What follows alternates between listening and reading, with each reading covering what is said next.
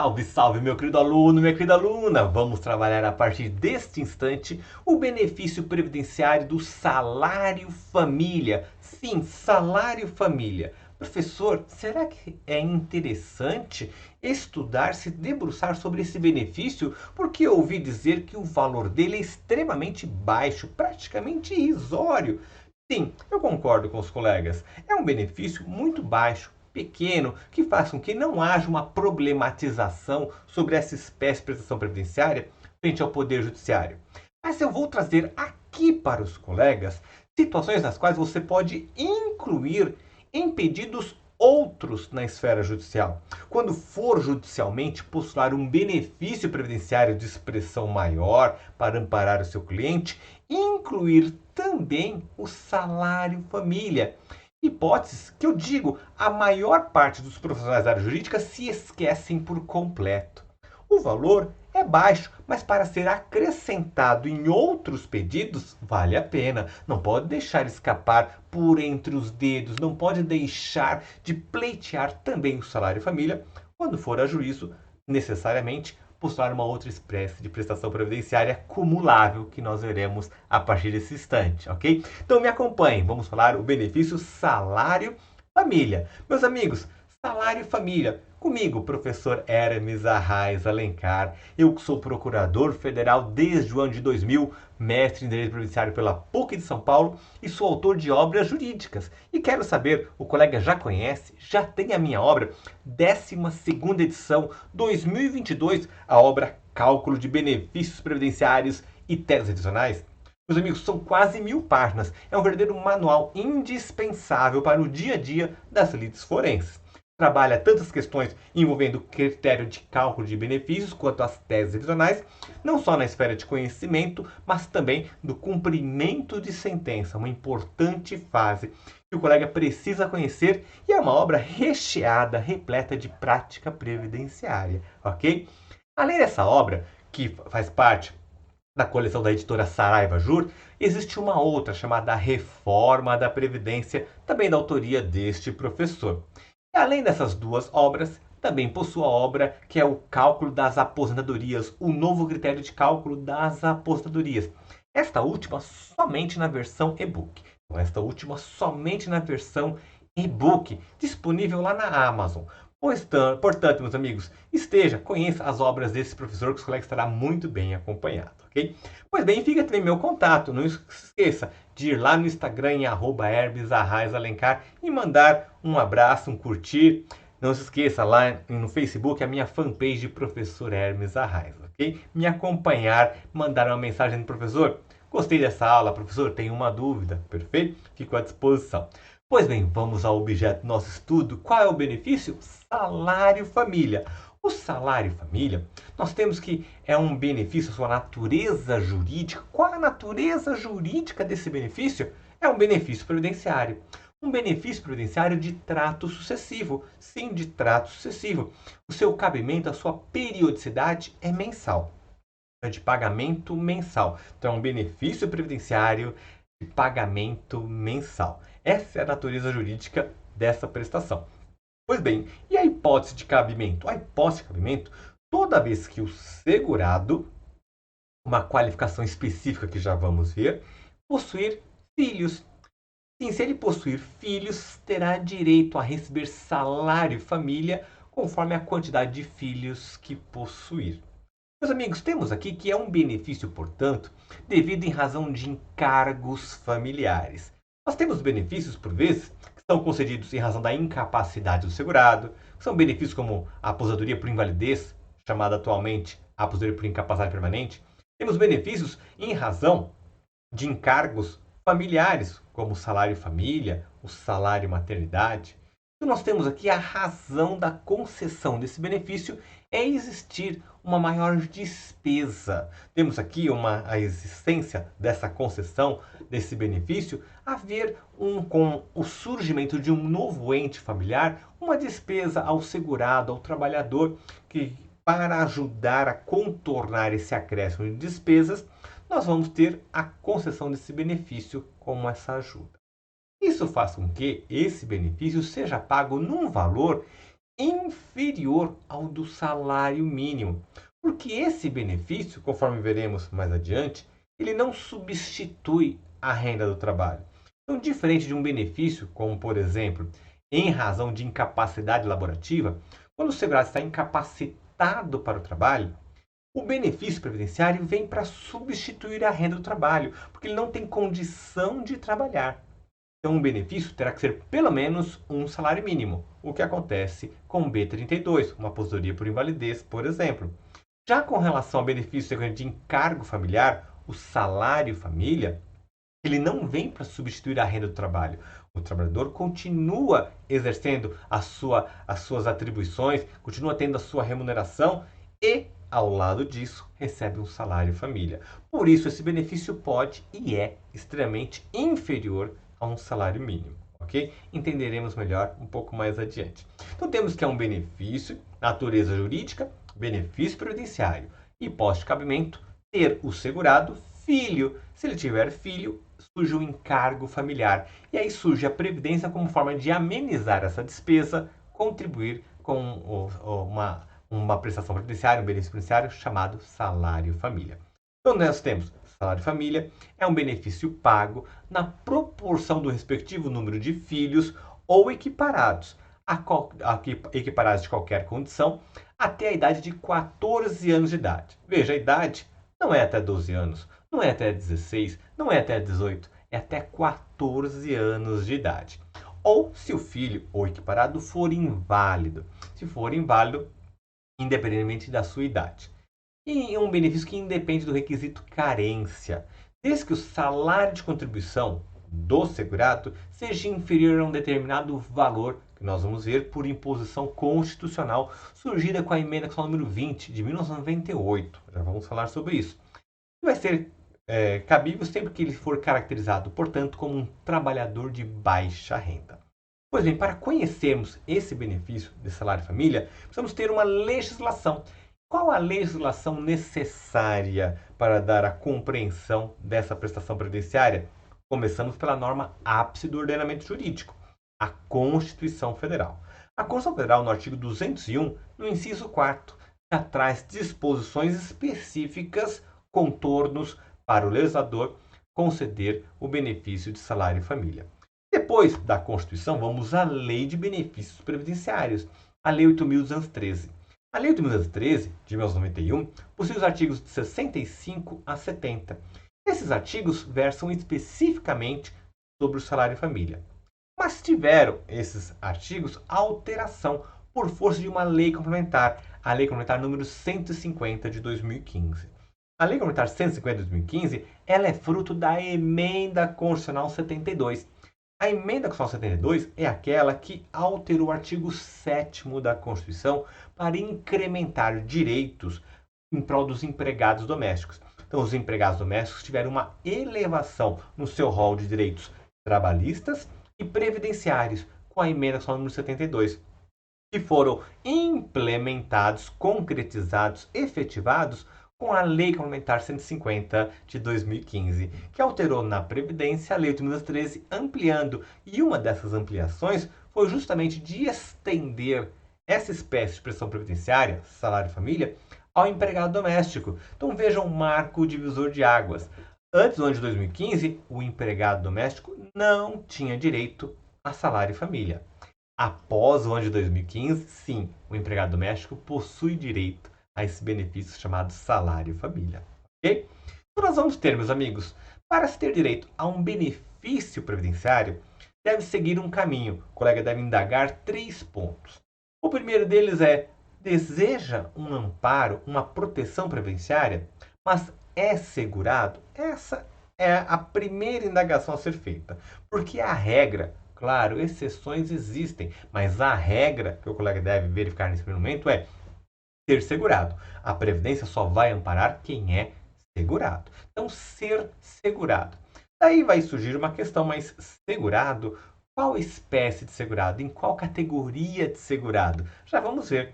Não são todos os segurados da Previdência que estarão atendidos por essa possibilidade de percepção do salário família. O legislador vai restringir o alcance dentre as categorias de segurados existentes. Já vamos ver. O segundo requisito é um requisito chamado de carência. Carência é um número mínimo de contribuições previdenciárias para que o segurado possa oferir uma proteção previdenciária. Então, existem benefícios que exigem o requisito carência, outros não. Já o salário família está no rol dos benefícios que não exigem requisito carência. Significa que um trabalhador, logo no primeiro mês de trabalho, quando contratado, já poderá oferir o salário família. Não exige, portanto, um prévio número mínimo de contribuições. Não. Pode ser no primeiro mês, na primeira contratação, no primeiro emprego, no primeiro mês, já pode vir a receber, junto com o salário, também um benefício previdenciário, salário família. Desde que atenda o quê? Requisitos específicos.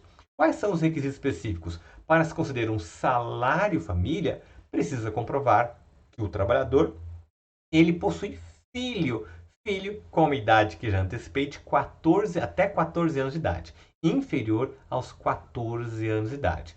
Salvo, veremos um pouco mais adiante, se o filho for inválido. Aí independe do requisito etário. Perfeito? Então, 3 requisitos. Ser segurado, e nós vamos ver quais categorias estão abrangidas. Carência, na hipótese salário família, esse requisito não existe. Está excluído. E requisitos específicos que precisam ser demonstrados. Perfeito? Então vamos lá. Vamos falar primeiro da Constituição Federal, artigo 201 da Constituição, que vai trazer o primeiro parâmetro para fazermos a delimitação dentre o rol de pessoas protegidas, os segurados. A Constituição Federal ela foi modificada em 1998 com a emenda constitucional número 20. A emenda constitucional número 20 de 98 foi a primeira grande reforma da Previdência e restringiu o salário família. Temos aqui, preciso contar para os colegas, que antes de 1998, o valor do salário família era um valor completo. Se hoje já não é bom, antes de 1998 era completamente irrisório. Ele equivalia a apenas algumas moedinhas. Era inferior a R$ 1. Realmente era um valor completamente desprezível, ok? Não justificava sequer, né, as despesas, né, com operacionalização desse benefício. Então era um valor inferior a R$ 1. Por quê? Dizia o governo, olha, porque o rol de pessoas com direito a esse benefício é muito grande. Ele abrangia todos os trabalhadores, todos os segurados que tivessem filho. E nós tínhamos, dentre os segurados, a grande e enormidade de segurados da Previdência, uma quantidade grande, cada trabalhador, quantidade de filhos. Então, cada trabalhador tinha 2, 3, 4, 5, 6 filhos. Então, uma quantidade de cotas para atender todos os trabalhadores e a quantidade de filhos que possuía, fazer com que o valor fosse praticamente irrisório, inferior a R$ 1. O governo disse, então, temos que, uma forma de melhorar o valor é restringir o rol de pessoas que terão esse direito. E aqui a Constituição foi alterada, ecoando no princípio da seletividade, da distributividade na prestação de benefícios e serviços, com força nesse princípio constitucional do artigo 194, parágrafo único, inciso 3 da Constituição, princípio da seletividade e da distributividade, a Constituição foi emendada e foi alterada para restringir a concessão desse benefício. Ficou restrita a concessão do salário família apenas aos segurados de baixa renda. Somente segurados de baixa renda que passaram a ter direito. Sim, porque nós temos segurados com renda baixa, com uma renda intermediária e com uma renda alta. Quem é que mais precisa do benefício? Se tivermos que excluir alguém, quem que deve ser excluído? Deve ser excluído aquele que menos precisa do benefício. Princípio da seletividade. Sempre que não há recursos financeiros para atender a todos, é preciso restringir, excluindo-se os que menos precisam. Então, aqueles que têm uma renda alta. Então, quem tem uma renda elevada foi excluído. Ainda que tenha filhos, não terá direito ao salário família. Assim como uma renda intermediária, também estão excluídos. Agora, quem tem uma renda baixa, este precisa muito do benefício, esse vai continuar sendo atendido, vai ter uma atenção especial e vai ter o valor do salário família elevado em razão da redução da quantidade de beneficiários. Ok? Então, a Constituição foi alterada em 1998. Portanto, desde então, somente segurados de baixa renda. Então, não basta ser segurado, tem que ser segurado de baixa renda. Dentre os segurados de baixa renda, existem também categorias seguradas. As categorias seguradas que nós temos contempladas com esse benefício era até o ano de 2015 somente a categoria empregado e trabalhador avulso. Empregado e trabalhador avulso. Quando se fala empregado, tem que registrar de acordo com a súmula 344 do TST. Súmula 344 do TST diz que desde 1991 o empregado rural também tem direito ao salário família. Sim, não há mais diferenciação. Então, o empregado tanto urbano quanto rural, desde 1991, tem direito sim a salário família, ok? E o trabalhador avulso. Essas eram as duas únicas categorias contempladas com benefício salário família. Até a edição da Lei Complementar de 2015, a Lei Complementar número 150, que abrangeu o empregado doméstico. Então agora nós também temos empregado doméstico com esse direito, ok? Então o empregado doméstico e o trabalhador avulso. São as três categorias contempladas com essa prestação previdenciária. De fora, portanto, trabalhador avulso, segurado facultativo, contribuinte individual e o segurado especial. Segurado especial, contribuinte individual e o segurado facultativo estão fora da abrangência da concessão desse benefício. Ainda que sejam trabalhadores de baixa renda, no caso contribuinte individual, e do segurado especial, não terão direito a essa prestação. E o segurado facultativo nunca terá direito a essa prestação de salário e família, ok? Então, somente empregado, quem estiver situado na categoria empregado, trabalhador avulso e empregado doméstico, que é a novidade, é o empregado doméstico que passou a ter esse direito, esse benefício desde o ano de 2015, ok? Quando nós falamos, portanto, salário e família, temos que começar com a leitura da Lei 8.213, que nos fala no artigo 65, já com a redação dada pela Lei Complementar 150, que o salário e família será devido mensalmente, essa é a periodicidade mensal, ao segurado empregado, inclusive o doméstico, e ao segurado trabalhador avulso, na proporção do respectivo número de filhos. Né? Então veja, conforme a quantidade de filhos, o empregado, o avulso e o doméstico terão direito ao salário e família. Então, nós vamos ver cotas. O salário família é pago em cotas. Uma cota se for um único filho, duas cotas, dois filhos, três cotas e assim por diante, conforme a quantidade de filhos que o segurado, empregado, avulso ou doméstico possua.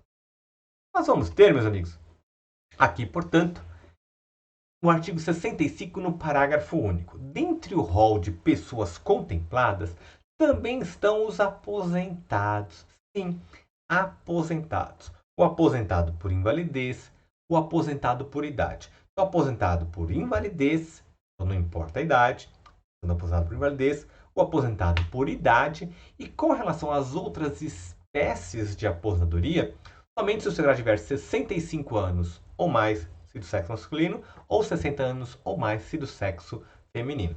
A gente confessa que aqui o legislador teve até uma certa maldade. Porque a aposentadoria por idade e demais aposentadorias, desde que tenha mais de 65 anos se homem, 60 anos se mulher, na verdade o legislador pensou, quero ver um segurado com 65, 60 anos ter um filho. Sim, de fato é algo bastante difícil nessa idade. Só que aqui também é possível o caso de adoção. Ocorrendo adoção, né, terá direito sim a esse benefício, perfeito? E no caso da aposentadoria por invalidez, independe da idade, certo?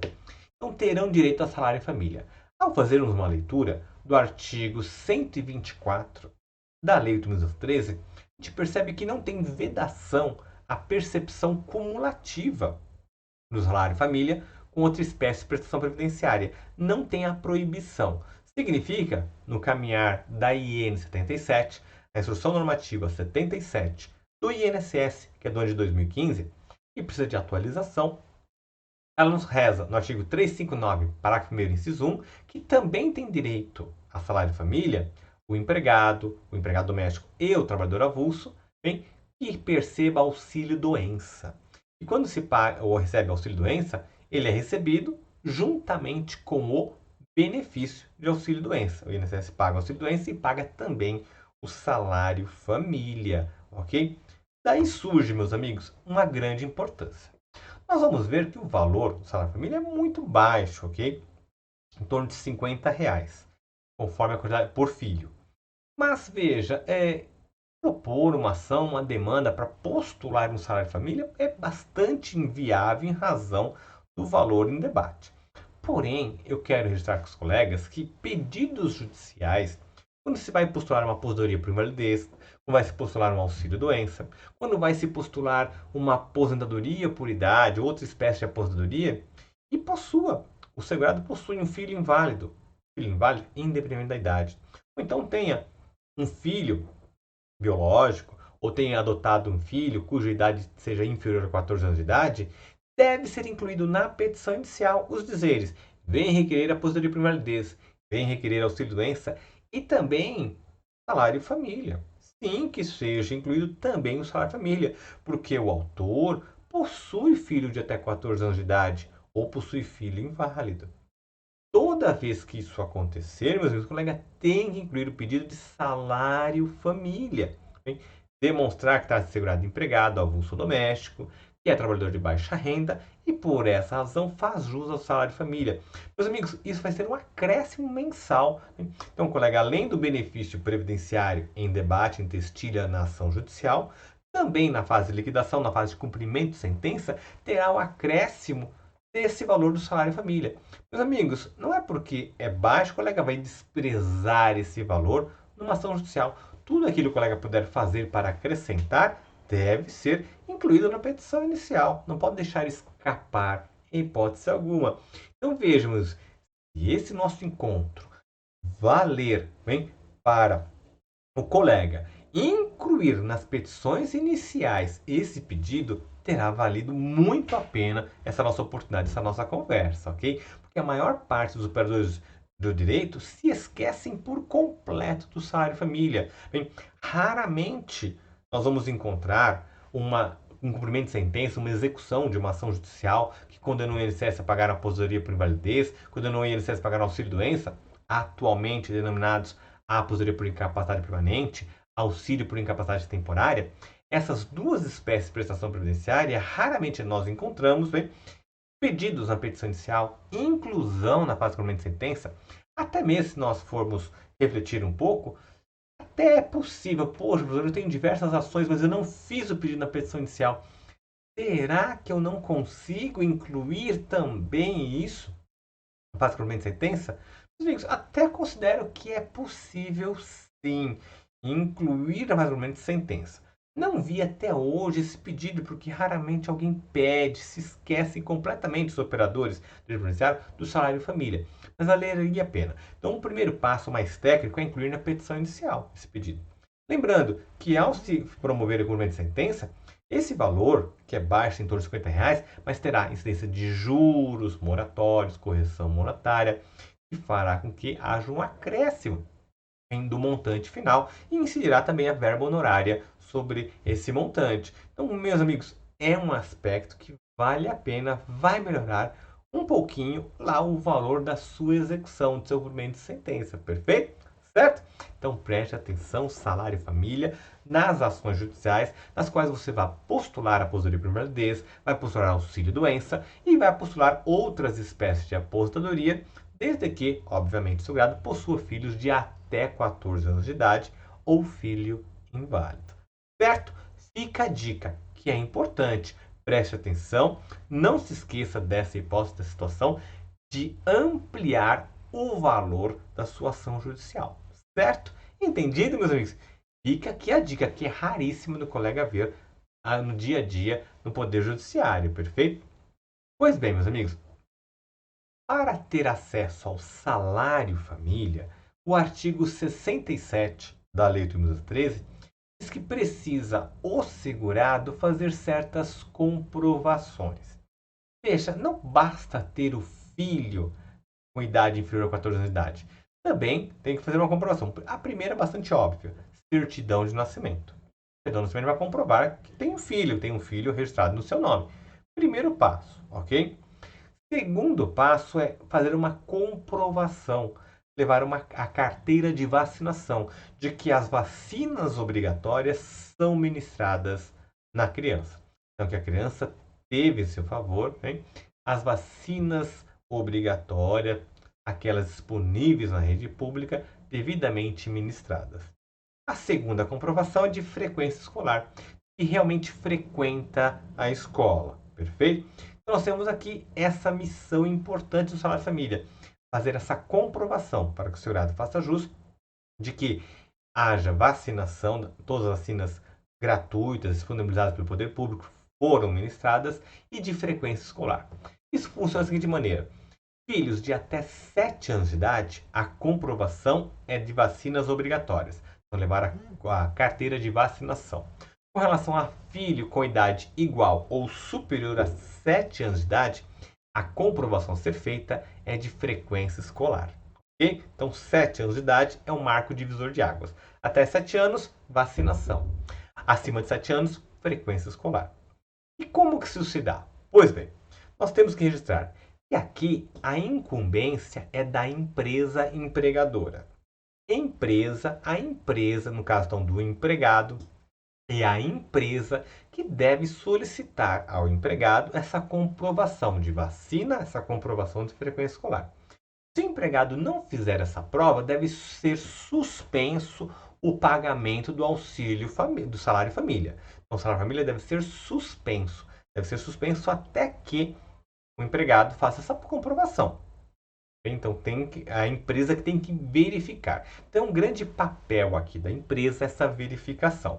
Então, a empresa tem essa missão na sociedade, de verificar se as crianças estão sendo vacinadas e se estão frequentando a escola. Só que essa missão a empresa questionou por meio da CNI, a Confederação Nacional de Indústrias. A Confederação Nacional de Indústrias fez um questionamento frente ao Poder Judiciário por meio de uma ADIM, Ação Direta de Inconstitucionalidade, junto ao Supremo Tribunal Federal, 2110. A ADIM 2110 questionou, mas espera aí, a gente considera relevante que as crianças devem ser vacinadas, que devem frequentar a escola, mas isso é um papel da empresa. O papel da empresa é o papel de buscar lucro, de movimentar a economia e não ficar tutelando os filhos dos empregados se estão frequentando a escola, se estão sendo vacinados. Isso é o papel do Estado. Não pode ser transferido à iniciativa privada essa incumbência. Então, houve o questionamento na ADIM 2110, questionando a constitucionalidade dessa exigência de atestado de vacinação, de frequência escolar. Isso é atribuído à empresa fazer essa verificação para se pagar ou não o benefício salário família. Pois bem, aqui o Supremo Tribunal Federal diz que ninguém na sociedade pode se esquivar quando conclamado em lei de verificar se nossas crianças são vacinadas e se frequentam a escola. Portanto, considerou constitucional essas exigências à empresa.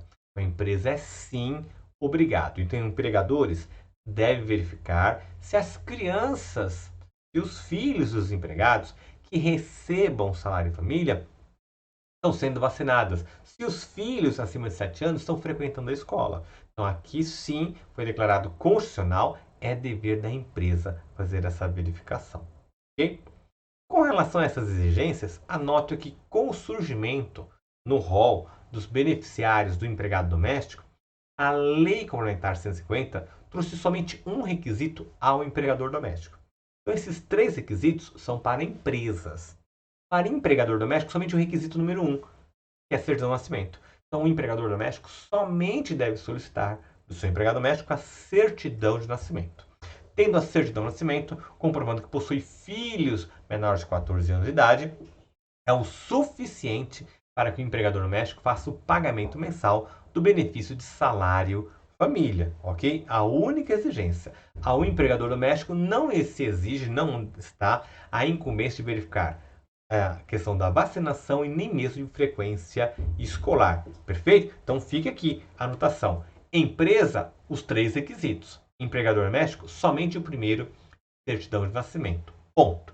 Então, se o empregado doméstico vacina ou não o seu filho, se o empregado doméstico faz com que o seu filho frequente a escola ou não, não é missão do empregador doméstico verificar. Isso não vai ser óbvio a continuidade do pagamento de salário de família ao empregado doméstico. Perfeito? Pois bem, vamos encerrar esse bloco nesse instante e vamos voltar no próximo bloco, trazendo curiosidades, peculiaridades de prática previdenciária e bem como de como é operacionalizado esse benefício, como que se paga esse benefício e, afinal de contas, qual é exatamente o valor desse benefício, que é dito como irrisório, mas qual é o valor desse benefício? Vamos ver no próximo bloco, ok? Então, até logo mais, bons estudos, forte abraço e sucesso!